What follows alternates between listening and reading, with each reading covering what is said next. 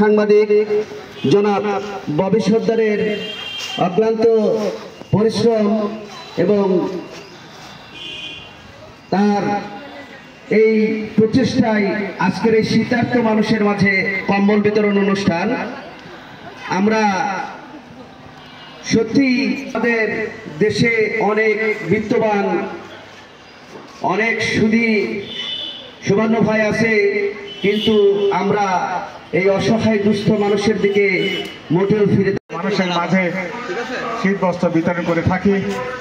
এবার একটু ভিন্ন আঙ্গিকে করার জন্য আমাদের মেগাসান কর্তৃপক্ষ করেছেন। আপনারা আরো খুশি হবেন।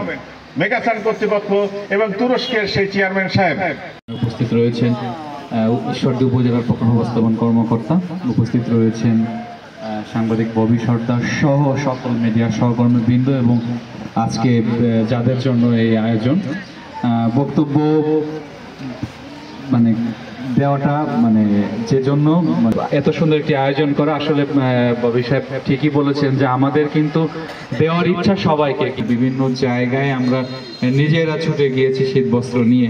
হ্যাঁ, চাহিদার তুলনায় খুবই নগণ্য। আমরা গুরুত্ব দিয়েছি যে যারা সর্বপ্রথম কাকগুলি নিয়েন আপনি। আচ্ছা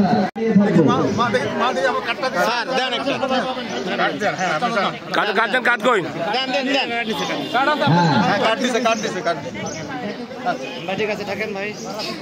আচ্ছা এই সামনে দিয়ে নিয়ে যান যান যান।